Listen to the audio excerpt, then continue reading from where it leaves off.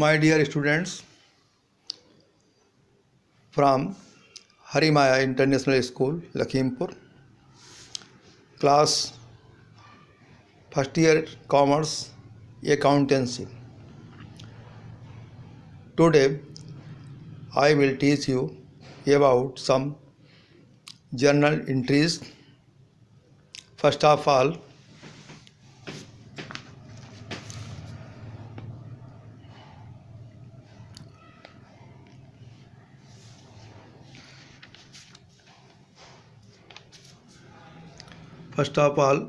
goods purchased on credit rupees 5,000. There will be entry.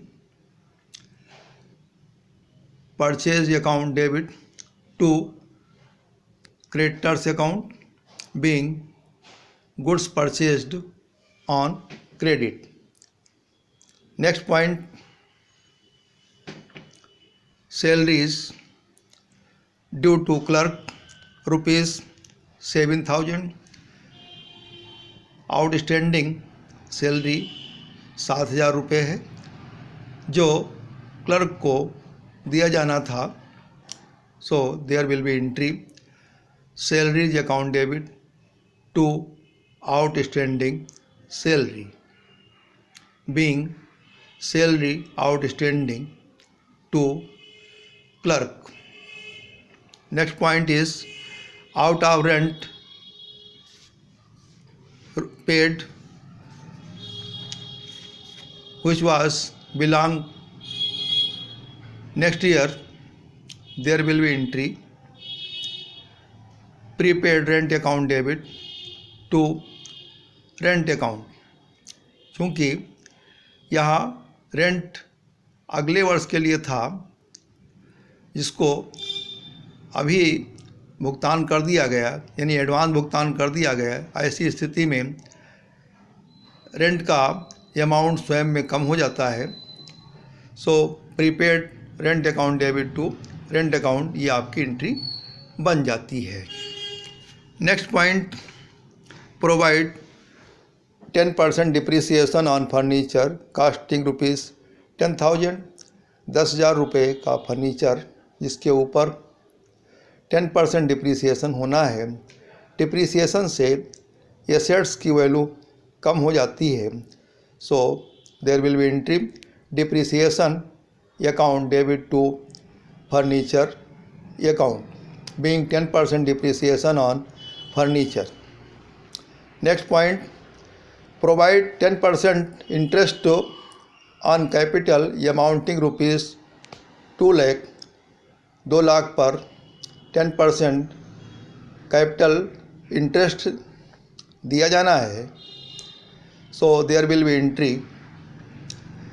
Interest on capital account debit to capital account. या interest जहाँ व्यापार के लिए हानि है वहीं पर कैपिटल में ये अमाउंट बढ़ जाता है, इसलिए कैपिटल को क्रेडिट किया गया है और व्यय होने के नाते इसको इंटरेस्ट के रूप में डेबिट किया गया है.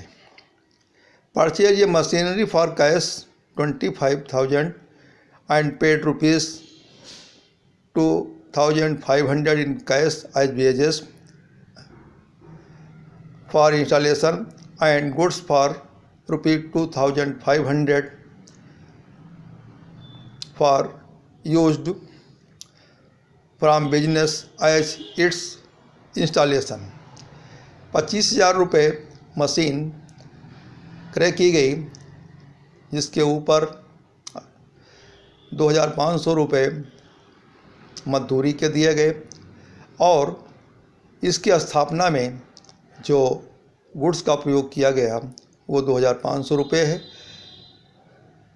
इसलिए इसकी एंट्री होगी machinery account debit to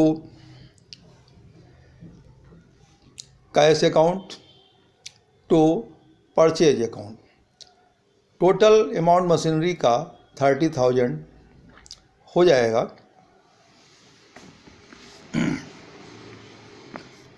next point, Balkishan, who owed rupees 40,000, is declared insolvent and 60 paise in a rupee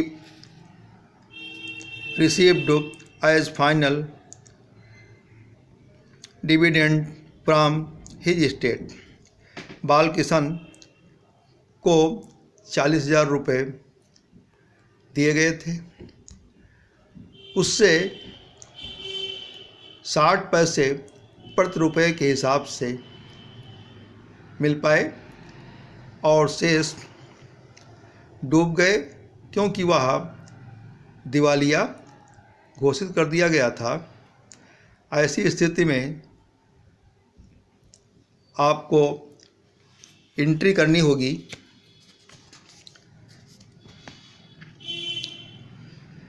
cash account debit, bad debts account debit to Balkishan. जो अमाउंट मिल गया है वो 60% हुआ, 24,000 एंड 16,000 ये अमाउंट आपका डूब जाता है, मिल नहीं पाता है।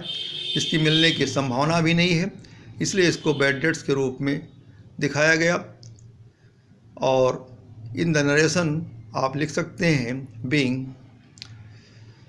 60 paise in the rupee received in full settlement. My dear students, these are some entries. Learn carefully on record for your future in your answer book.